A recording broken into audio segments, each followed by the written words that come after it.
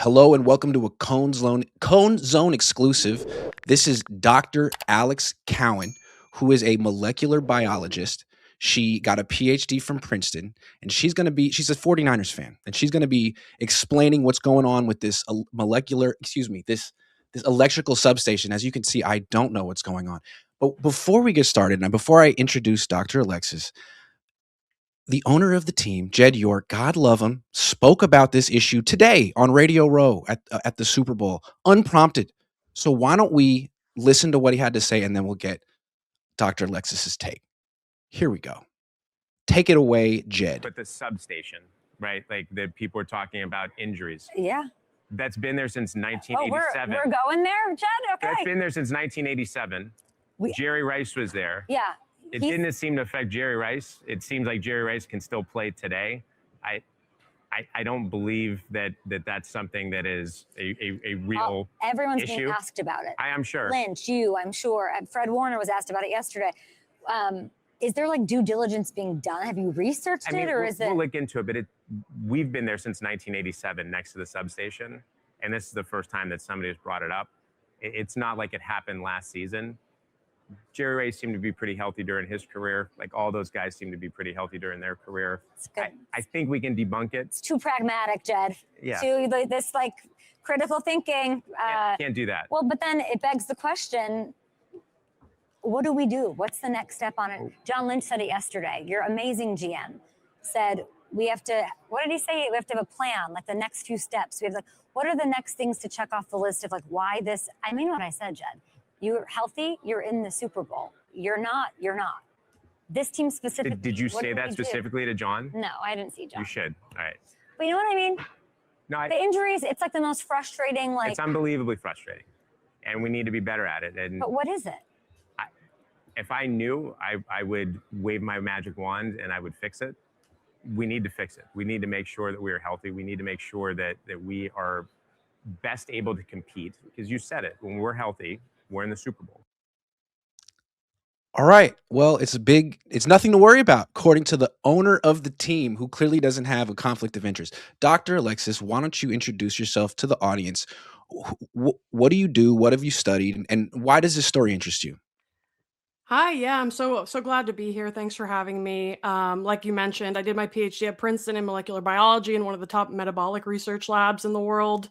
After graduating, I started a business doing one-on-one work and teaching people. And ultimately, somewhere along the line, I ended up doing a postdoc at UPenn for a year and fell down this light biology rabbit hole and started studying light and quantum biology, basically spending all my free time understanding the history of the research, open questions, where we need to go, what people need to know to improve their lives and their health and their performance, et cetera. So now I work with professional athletes across the board, different sports, people looking to, improve their health who are disenfranchised with the standard medical approach.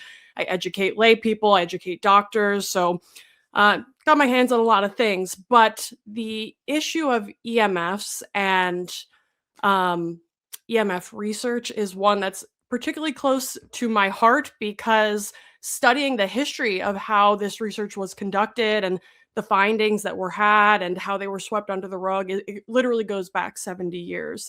So if we go back to the research of Dr. Robert O. Becker, he wrote the book Cross Currents, which I have right here. We're reading in my book club. He also wrote the book called The Body Electric. Both two incredible books for people who are interested in this topic and want to learn more. But obviously, we're going to get into some of that science today as well.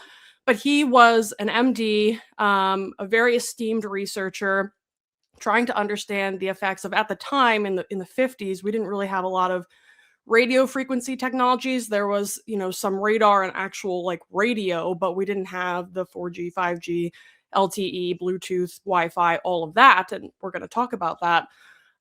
So at the time, his research was primarily focused on the effects of non-native magnetic and electric fields and radar to a certain extent as well from military technology. And he, was very prolific. So there's a lot of research on this topic stemming back between the 50s and the 70s when his lab was active, alongside another researcher by the name of Dr. Alan Fry, who also did work on the EMF space. And both of them are like kind of the godfathers of this field. The problem and like kind of the heartbreaking aspect to this story is that Becker, in all of his integrity, he ended up studying the effects of non-native fields from a military antenna that was going to go up in the Midwest in the 70s. And he kind of went into it open-minded and ended up finding out that there were severe health consequences to the frequencies being used in that technology. And he ended up blowing the whistle on this technology on the nighttime talk show 60 Minutes in 1977.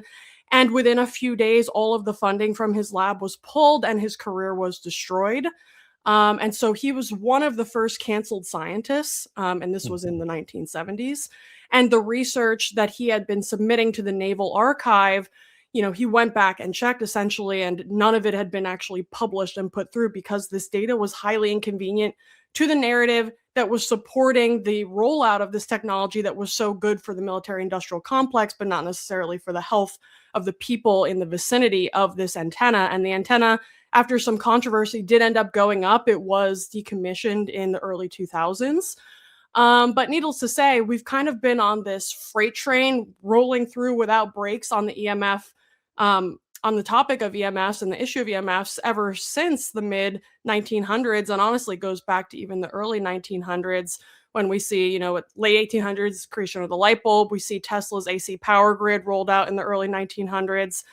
We see radio. We see basically just the technologization of our world, and essentially somewhat of kind of a denial state, because there is this interest and desire to push this technology that benefits us in a lot of ways. But at the same time, we have to be able to be honest about the potential drawbacks as well. Not only just to say, okay, don't use this technology. That's not really the point. The point is, if we're honest about the drawbacks and the harms of this tech, then we can get creative and build better tech that minimizes these kind of off-target harms that are not really benefiting anybody, and in fact are destroying health at a very fundamental level. And we can talk about obviously the mechanisms and the issues with all different types of EMFs. I mean, everything from radio frequencies, like I said, Wi-Fi, Bluetooth, 5G, 4G, LTE, etc. We can talk about the magnetic fields and the electric fields from things like the AC power grid. We can talk about things like, military radar. ELFs are a really important topic that we're going to touch on as well, because that's directly related to the magnetic field component of something like a substation. So that's kind of like the brief introduction. My interest, Becker ended up dying in 2008, kind of bitter, and never got to see his work come to fruition. So part of my life's and work's goal is to shed light on his work and help to push this field further and just bring awareness to this really important topic.